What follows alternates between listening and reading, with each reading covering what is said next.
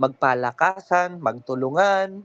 Kung tayo ay may kapatiran mga nadadapa na tawag dito, medyo nawawala, nanlalamig, or natitisod sa kasalanan, ay bilang part ng small group, tayo po muna bilang leader ang nagpapaalala, nagpapalakas. Pero sabi sa Galatians, di ba, maging maingat din tayo. Kasi baka tayo naman ay matukso. So, as we continue po, no, maganda itong ating pag-uusapan. Bilang part ng small group leader, pag tayo po ay leader ng isang group, napakahalaga po yung pagiging involved natin. So, number 2, yung involvement in each other's lives outside the meeting context. Ano pong ibig sabihin nito? Involvement in each other's lives outside the meeting context. Na hindi lang tayo magkakilala pag Sunday sa church. Hindi lang sila nag-share sa'yo kapag nandun sila sa church. Hindi lamang kapag may online cell group. Ang simbahan ay involved even in our personal lives. Makikita nyo pong healthy yung small group kapag hindi lang sa Sunday magkakakilala yung mga tao o yung mga mananampalataya. Hindi lamang po sa church context, kundi in our everyday lives. Kung may mga celebration, may mga pangangailangan, may problema, may trabaho, dapat alam natin yun. Involved tayo sa buhay nila. Totoo po yun. Hindi tayo, kaya alam mo yung community, yung church, ano yan eh, unti-unti nakikita natin, ay, ito pala problema, ay, dito pala siya nakatira. Huwag nating isipin na kapag marami tayong members, yun na yung batayan ng healthy na group. Ang dami na namin, hindi. Isa lang yun. Ang isa pa pong basis ng growth or health ng church, natawag si Bishop Ben, pakisagot mga, ikaw tumawag. Sa akin natawag eh. Ano to, i-off ko? Hintayin ko lang siya. Ano tatawag? Off ko muna. Sige. Hello, andyan pa ako. Narinig niyo pa ako? Yes po. Yes po. Okay. Kasi siya na, tawag si Bishop. Tatawagan ni Sis Bel. So, ang tanong, dapat kilala natin sila. Even in their personal lives. Hindi lamang nagpe-pray for one another. Even yung birthday nila, yung birthday ng mga anak. Dapat nagpapatuloy po yung relationship natin. Hindi lang sa church, ha? Kundi pagdating ng Monday. Magkakasama pa rin. Pwede, possible. Wednesday, Tuesday, Wednesday, Thursday. Buong linggo, hindi nawawala yung community. Kasi family na eh. Spiritual family. We walk life together. No? Napakahalaga po nun. Sis Lola, pakibasa yung Acts chapter 2, 44 hanggang 46. Sige. Acts 2. Tapos si Snobby, pakibasa yung Galatians 6, verse 1 hanggang 2. Sister Cheng, Romans 12, verse 13.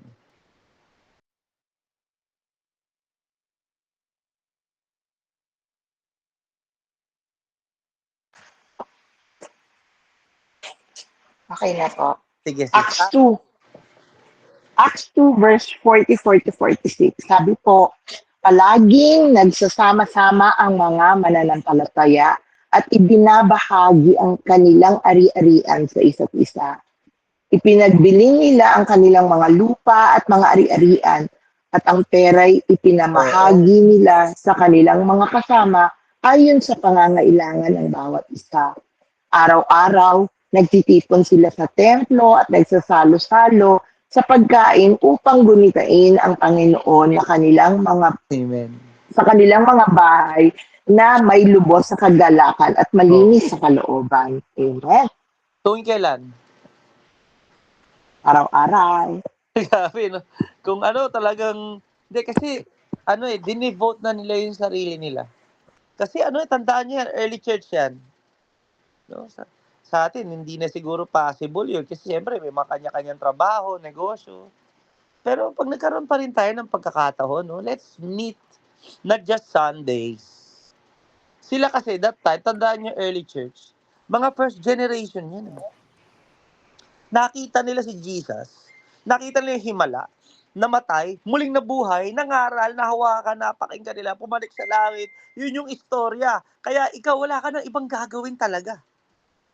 Lord, for you alone, my life. Wala nang halaga lahat ng ito.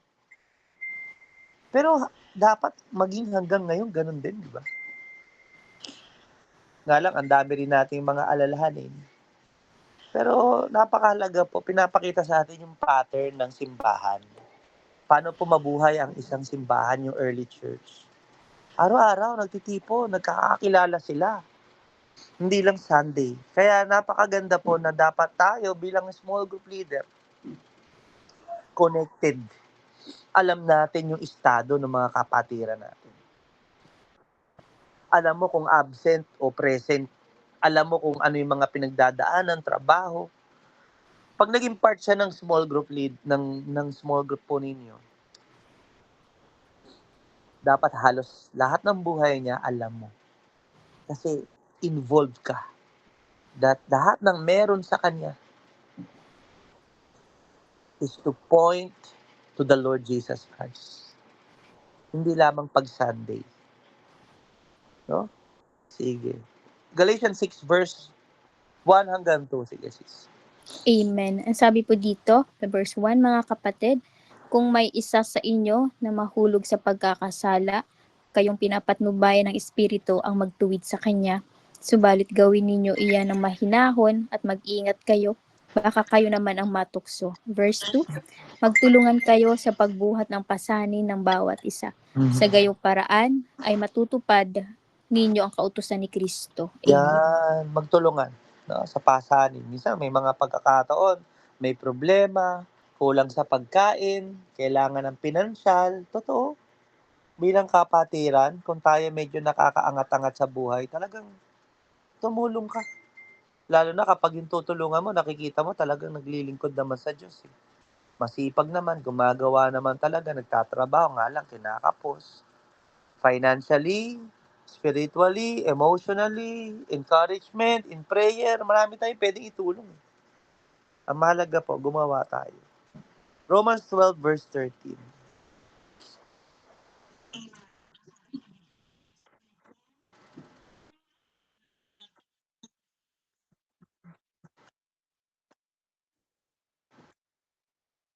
Yan. Kasi nga may mga misyonaryo, di ba? May mga misyonaryo nangangaral ng salita ng Diyos. May mga iba't ibang mananampalataya, sumasakay sila ng barko, binigyan nila kailang buhay sa paghahayag ng magandang balita. Anong ibabayad nila doon sa kapitan ng barko? Hindi mo naman pwedeng ibayad yung di ba? Oh, the Lord gave them a lot of miracles. Talagang may mga favor. Pero syempre, alam mo yung pag-deliver ng salvation, may bayad eh. Sa church pa lang, may bayad yung kuryente. May bayad yung mga gamit, yung aircon, yung tunog. Lahat yan eh. Di ba? It will cost us. Pero alam nyo, paano para makakatulong? Magbigay. Di ba? Kung ano yung maitutulong, itulong. So sa mga bagay na po na yun, mga kapatid, pinapakita ng salita ng Diyos. Sa small group setting, pag tayo ay nabibiyaan ng mga aalagaan, napakahalaga po na involved tayo. At sa pagiging involved, tayo tutulong sa kanila. So hindi lamang natin sila nakikita tuwing Sunday, hindi lang hanggang ganun yung knowledge natin sa buhay nila. Na tayo talaga ay isang malaking pamilya ng Diyos. Okay, una, sa tayo mga dapat present, una yung sa mga special needs. May mga pagkakataon sa mga special needs ng mga tao na nakakaranas po sila ng hindi magagandang sitwasyon na nangangailangan ng mga practical application na suportahan natin sila, di ba? Example, may sakit o kailangan malapit ka, puntahan mo, tawagan natin, di ba? may mga financial difficulties. O kailangan wala akong hindi ko maibibigay lahat ng kailangan mo pero ito baka makatulong kahit papaano, 'di ba? Kapag nawala ng mahal sa buhay, alala ko yung mga wake service, nandiyan tayo. Kapag may mga natural na mga disaster gaya ng mga sunog na 'yan, 'di ba? Nasunugan, tutulungan. So marami po, no? Hindi lang po dapat Sunday yung ating fellowship. Dapat hindi lang din salita ang ating pag-ibig, pinapakita natin sa gawa. So mas nararanasan po nila ang pag-ibig ng Diyos kapag nakikita nila na naroon tayo. Maganda po na ipapanalangin sila, maganda yan. Pero maganda rin na kailangan nila ng tulong, maibigay natin yung kanilang tulong na kailangan. Sunod, pakibasa muna yung James chapter 2. Pagin natin. Sis Lola, James chapter 2 verse 15 to 16. Sister Michelle, pakibasa yung 1 John chapter 3 verse 17 to 18. And then Sister B, pakibasa yung Romans 12:15. Thank you. James, to muna tayo, kapatid. James 2, verse 15 to 16. Sabi po dito, halimbawa, walang maisuot at walang makain ng isang kapatid. At sasabihin mo, pagpalain ka ng Diyos at hindi ka sana ginawin at gutumin. Ngunit hindi mo naman siya binigyan ng kailangan niya. May nagawa ba itong mabuti? So, ano ibig sabihin niyan, sis? Ito, pakainin mo na. hindi lang yung prayer. Hindi lang prayer, di ba? Amen. Kung may pagkain ka naman di ba? Amen. Ang mahirap niya, parehas kayong gutom, pre. Brother, sister, gutom din ako. Tara, mag-pray na lang tayo, hindi tayo ng tulog sa iba. Pag wala ka naman maitulong, alam naman talaga ng Diyos yun. Pero kapag may kaya ka ibigay, mapakainin mo. Di ba? Hindi lang prayer. Maitutulong. Sige. Sige, sunod. 1 John 3:17 to 18. Ayan, sabi dito, kapag nakikita ng isang bigaya sa buhay ang kanyang kapatid na nangangailangan at hindi niya ito tinulungan, masasabi bang siya'y umiibig sa Diyos? Nako. 18. Mga anak, huwag tayong magmahal sa pamamagitan lamang ng salita, subalit ipakita rin natin ang tunay na pag-ibig sa pamamagitan ng gawa. Amen. Yan! Ano ibig sabihin yan, Mitch?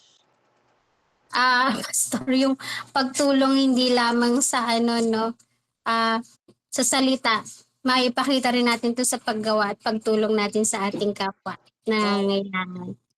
May kaya di ba? Sabi nila. Yes, Pastor. May kaya ka di ba, Mitch? Yes, Pastor. Kung kaya naman tulungan, bakit hindi? Galing naman kay Lord lahat yung natin mga blessings natin. Amen. Thank you, Lord. Dalangin ko magkaroon tayo ng ganitong puso, no? Na pag may mga pangangailangan, huwag nating i-hoard. Sige, tulong mo. Bigay natin. Kung meron ka naman, kaya mo naman tumulong, di ba? Utang ka din. Utang, wag naman, di ba? Mahirapan. Papasok tayo sa kawikaan, di ba? Teka, ipapangutang kita, gano'n. Kasi may nagkukwento sa akin yan, di ba? Ang ginawa gusto niyang tulungan yung kaibigan niya. Siya nga sumagot sa utang. Di ba? Di ba? Para, ano ba yun? Babalik tayo sa wisdom, sa kawikaan. So, napakahalaga po, no? May kaya Alam mo, pinapakita dun ng mga may Kristiyano talaga na binibless ni Lord. Meron din kasing, tinawag into the gift of generosity. Kaya dapat open hands din tayo sa pagtulong, no? Ibe-bless talaga tayo ni Lord. Totoo yan, yung mga nagbibigay, masarap magbigay, masarap mag-sponsor, ang sarap kayo mag-support, at lalo tayong pagpapalain ng Diyos. Okay, Romans 12:15.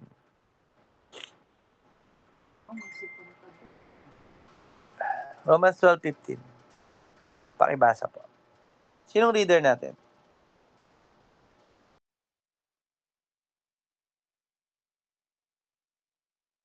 Sige, sis. Salamat. Oo. Yan. So, kapag may mga wake service, nandun tayo.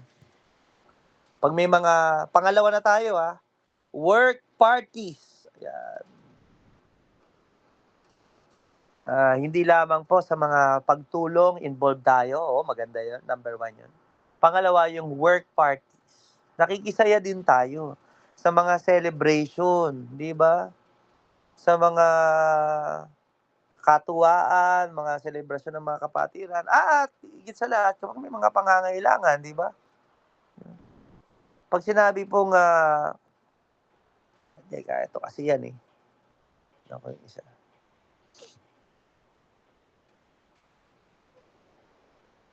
Dalawa kasi ang pwedeng ibig sabihin ng work parties, no? Yung una, yung pag may mga kailangan ng tulong sa church, oo, kasama tayo dyan. Nag-a-usher tayo.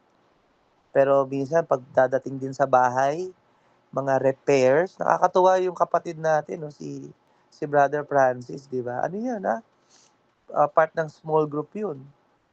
Yung leadership na yung sasakyan, yung parang bintana ni brother, sa sasakyan niya. Tinulungan niya, ginawa niya eh. Yung na-flat na gulong ni Ruth, di ba? Ano yun? Amen. Saan pa? Yung asawa ni Dina, di ba? Oo, si brother Woody. Oo, tinulungan niya. Hindi lang involved sa church. No, wag natin isipin na kailangan word of God lang lagi. Kasama din yun. No? So, minsan, blessed tayo sa pag-share ng word of God. Pero meron din ng mga tao na blessed naman sila sa paglilingkod. Kahit nga yung gulong ko na-vulcanize Si Ken din. Si Brother Ken, no? Nandun din siya. Glory to God. Siya yung gumawa ng Yung pulpito, di ba? Hindi lang yun sa church na. Kumbaga, even in house, dito sa bubong namin, yung may pipinturahan, dyan, si Brother Ken. Purihin ng Diyos. So, ito yung mga magagandang halimbawa. Si Brother Eugene noon, no? Nung hindi pa masyadong busy. Ano na siya, di ba? Kaso ang dami ng mga naka-line up sa'yo, no? Brother Eugene, mga laptop prepare mo. Nakapila ba? Dami.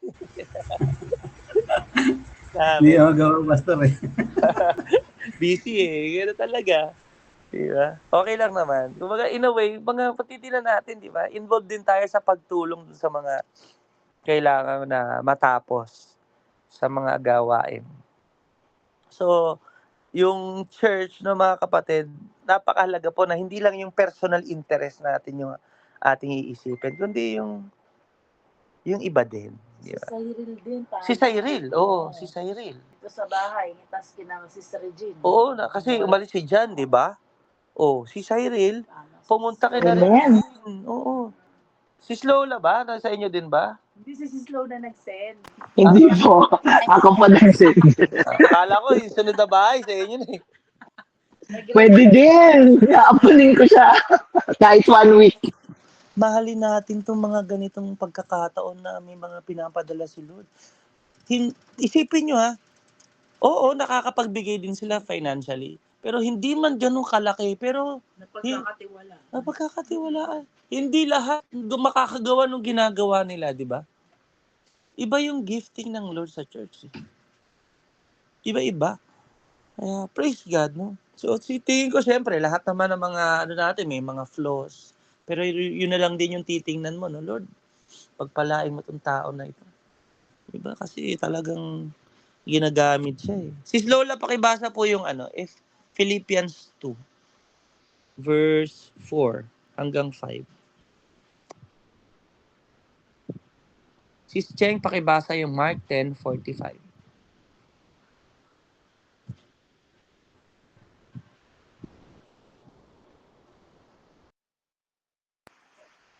Philippians 2 verse 4 to 5.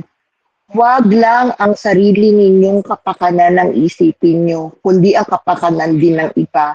Magkaroon nawa kayo ng kaisipang katulad ng kay Kristo. Jesus. Amen. Amen. Praise God. No? Hindi lang yun tayo pag may pangangailangan tayo. Pag may pagkakataon, kaya natin tumulong. Sige. Hindi man in financial, but in their need. Diba? Mga work parties na yan. May mga kailangang i-repair, kailangang gawin, papahiram tayo ng gamit. Mark 10:45, sis.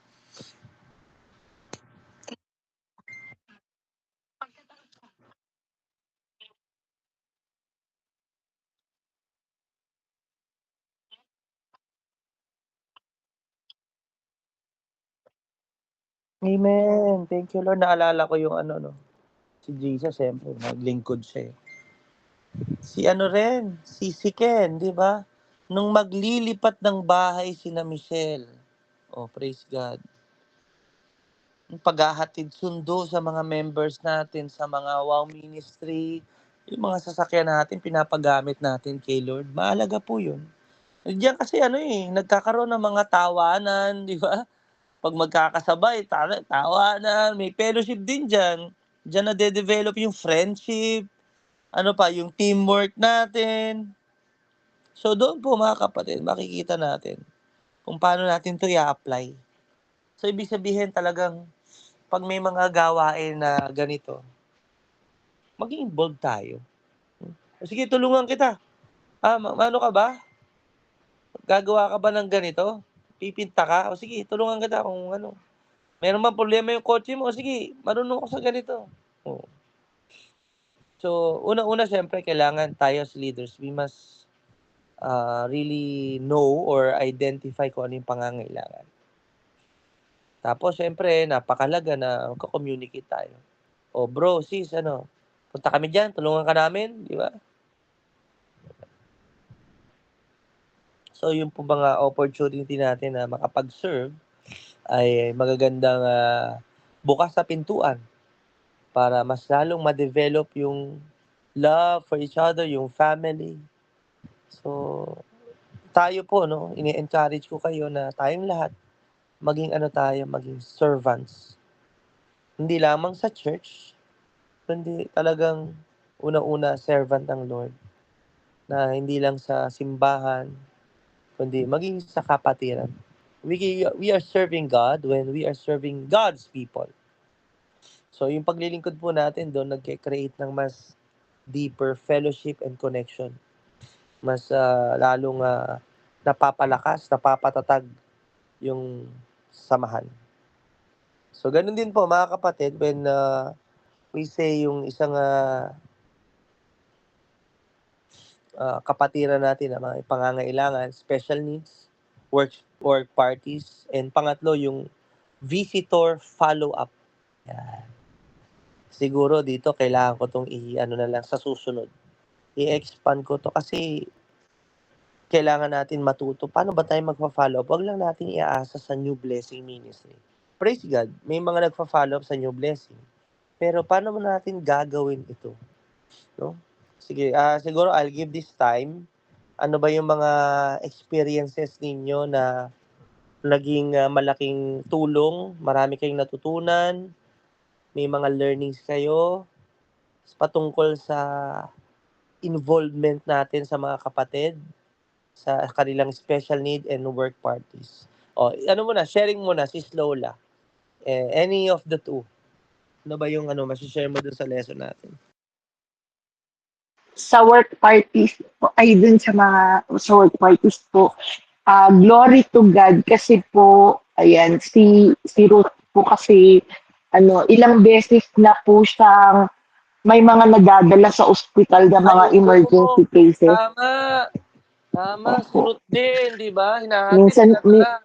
opo, madalas po yan o ma-absent pa siya sa work Glory to God. para so sacrifice and syempre prayers ko lagi kasi pagka po emergency cases talagang katulad nung minsan si Sis Mira yata from bahay nila Mira hanggang Makati Med parang 15 minutes lang niya kinuha kaya sabi ko ako yung nagiging prayer prayer warrior niya pag kami may dinadala siya kasi pag ganun natataranta din po siya mag-drive sa Oo. kagustuhan niya na madala sa ospital. So glory to God kasi alam niyo yung nagkakaroon ng sympathy sa mga kapatiran na mga ganun na nangangailangan talaga. Kasi kung walang sasakyan, kung mag-grab lang, kung napakahirap po, lalo kung Malapit siya, no? magko-commute. Opo. So, ayun po. Glory to God talaga. Oo, Thank you, Lord salamat sa po. Diyos kay Ruth. Tama. Yung mga kailangan ng emergency, no? Praise God. So, mo, lagyan natin ng sticker yung wigo nyo. Kaya, okay na ba? Di ba? Ang ganda na ng wigo nyo, ha? Praise God, ha? Opo, glory to God. Umabot ng 200,000. Salamat sa thank you Lord kasi mayroon kaming insurance talaga na totoong insurance. Glory to God. Praise God. Si Jess. Jess, nakapag-share ka ba?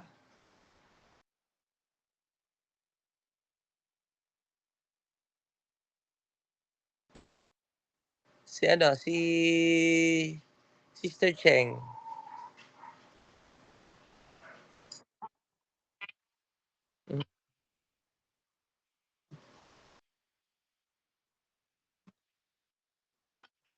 Boldness. Oh.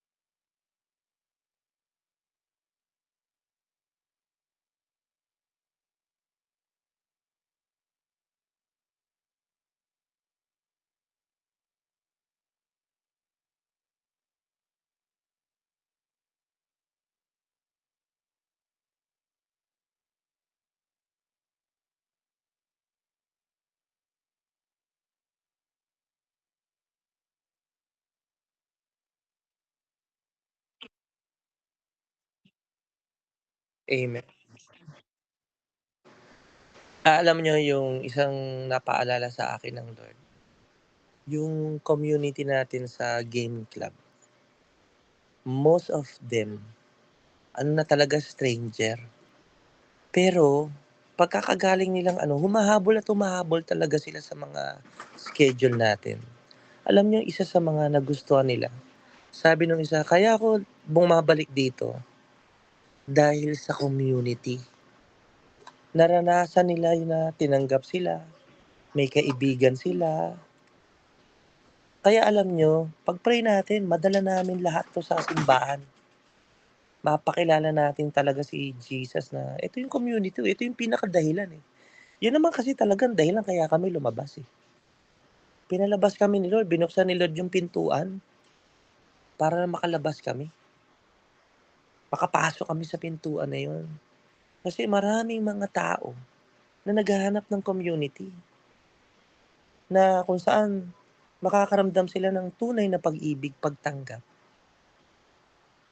Kaya ayun, napakahalaga na involved tayo doon sa kanilang mga buhay. Meron pa nga doon isa nagsabi, kahit saan na niyo ako invite, sasama ako. Oo, sige thank you Lord. Sa susunod. Kasi sa tuwing ipinapanalangin natin sila, talagang nakikita ko rin sa mga mata nila kapag nag-share ako ng Word of God. Tinatanggap nila nakikinig sila At most of them, na-realize ko na walang masyadong kaibigan. Wala talagang masyadong friendship na masasabing totoo, mga kaibigan. Ang buhay lang nila magtrabaho, pickleball. Pero nung naka-attend sila dun sa game club, naramdaman nila, ay, namimiss ka namin. Oh, wala ka nung maka parang yung belongingness. Hindi man nila alam, pero yun na yung church. Yun yung simbahan di ba? Tayo yung simbahan Dinala natin yung simbahan sa kanila. Kung ano yung ginagawa natin sa church, yung welcoming spirit. Sabi nung isa, marami na akong club na pinuntahan Hindi ako nagbayad kasi ramdam ko yung community parang toxic Suplado, parang mayayabang, gano'n. Dito, sige, pumayag na ako, nagbayad ako kasi iba yung community dito Oh, glory to God yun. Pero, sinasabi ko, yung ginagawa natin sa church, yung welcoming spirit, getting to know them, kamustahan, di ba? Giving God glory, may prayer, may word. Hindi nila alam, church na pala yun. Naging part na rin pala sila ng simbahan. Kaya patuloy nating i-pray na ma-incorporate natin sila sa Jesus Comfy Church, kung saan sila malapit, no? Purihin ng Diyos natin. Pero syempre, yung ibang may mga church na, doon na sila. Meron kasi tayong mga member na may church na doon na sila. Active sila doon. Kumakanta, sumasayaw. Hindi ko ini-invite yung mga yun. Ito lang mga ligaw. No? Na nakahanap ng tunay na kaibigan. Isipin nyo, para i-open nila yung mga medyo private information patungkol sa kanila. Family, income. Hindi yun ino-open sa stranger. Pero yun ay nai-open nila sa atin. Bilang coach. Hindi nila alam. Spiritual coach din. Praise God. Glory be to God. So, yun, involved. Gusto kong involved tayo sa mga tao. Lumabas tayo. Communicate tayo sa mga kaibigan natin. Gusto ni Lord na ma-reach out natin yung mga tao na ito. Kaya, all glory belongs to God. Sige, sa last sharer natin, yung involvement, napakahalaga. Si Ninang Ellen. Ninang Ellen, good evening po. Good evening po. Yun nga po, yung sa akin po kasi, pagka Sunday kasi, at tinitignan ko yung kung sino yung wala. Pag alam kong wala, after service or the following day, alam Monday, kinakamusta ko bakit wala siya ng Sunday. Ganun po yung parang inaano ko nangyayari. Tapos, ayun po, bali kung may ipagpipray ko po bakit wala siya o nagkasakit o anong meron ganun. Tapos, meron ako isang sharing, kasi di ba yung nung pumunta kami ng Japan, excess baggage na kami. Lahat kami, maleta, pati check-in. Eh, syempre, may padala po si Girlie, may padala rin si V. Tapos meron din padala kila Patrick. So, in-expect talaga natin na napakahigpit kasi pagbabalik ka talaga. Pagpabalik talaga lahat yan, kumbaga, kine-check talaga. Pero papalapit kami. Yung backpack ni Angel, punong-puno yun kasi nilagay ko dun yung mga padala ni B. Kasi nga, hindi pwedeng bag na ilagay ko sa kasi tama na yung check-in namin na 20 kilos dun sa loob. Ang nangyari po, nung papalapit na kami, di tinatakpan ko ngayon sabi ko, Angel, cover mo kasi 3 na yung dala niya, may dala pa siyang hand carry, kasi dapat usually, di ba, yung maleta lang tsaka yung hand carry. Tapos, wala ka ng backpack pa, baka makita, parang ganun. Pero ang nagpe-pray po ako, sabi ko, Lord, favor. Alam niyo po ba, sa dami-dami doon, lahat ng maleta namin na check-in namin na walang bayad. Thank you, Lord. Glory to God yun. Kasi nagulat po kami. Talaga po, yung chinekin lang namin na binayaran, yung pinakamalaki yung 20 kilos. Pero lahat ng maleta namin, sabi ng Indiano, free, na may papasok sa lahat check-in na walang bayad.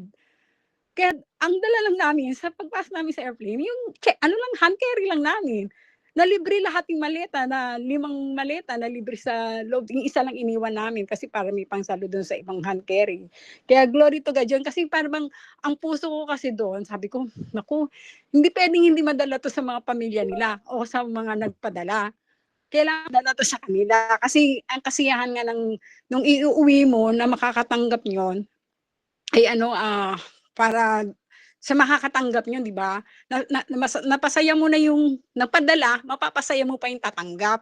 Yun po yung parang ko. Kaya nung habang nasa pila kami, nagpipray na ako kay Lord, minga ako ng favor. Hindi ko akalain yung favor na ibibigay. Ipapacheckin lahat ng maleta namin na free, na walang bayad. Kami lang po yung na nabigyan ng gano'n ng ni Lord. Kaya, sharing ko lang po yung pagpapasalamat lang ako kay Lord.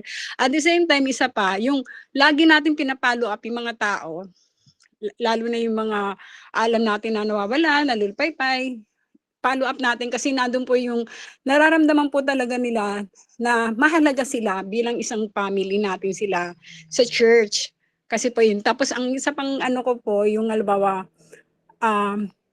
ako po kasi madalas tatawagan, hindi lamang po yung parang manghihiram o may kukunin, may kundi lagi nagsasabi na ipanalangin, yung may prayers albaw sa sakit o may problema, may ganito, may mga advice, pero lagi ko nag-aano ako lagi kay Lord ng wisdom, bigyan niya ako ng karunungan paano makikipag-usap o paano siya ipagpipray.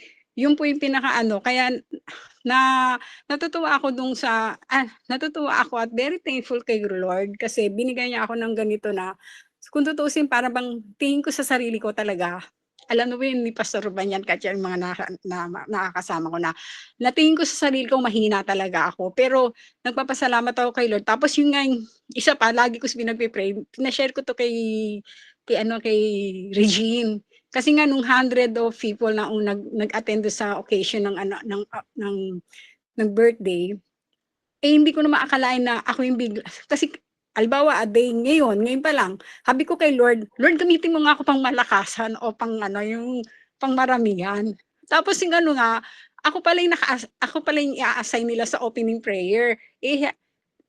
Maraming tao doon. Kasi iniisip ko, kinabahan ako, di ba madalas tayo sasabihin natin, ay hindi ako, nagturo ako. Si na lang ganito, siyang ganito, nagturo. Pero hindi. Nag-pray ka kay Lord. Sabi mo, gamitin ka pang ganito to. Ngayon, pinag-opening prayer ka, nagpapasa ka. Kaya sabi ko, Lord, sige, kayo po magsalita sa akin, tulungan niyo po ako, na hindi ako mahihiya, masabi ko yung dapat masabi, ganun po. Kaya nagpapasalamat ako kay Lord. Kaya yun po yung mga pagkakataon na may mga oportunidad na binibigay si Lord, dapat i-grab natin yon kasi sayang yung opportunity na ibibigay sa ni Lord tapos hindi mo pwedeng ibigay ni Lord sa iba yon na kaya yun po yun. Nagpapasalamat talaga ako kay Lord. Kaya glory to God. Kaya marami pang klase na minsan talaga na minsan nga 'di ba akala nung iba may pera ka, manghihiram ng ganito.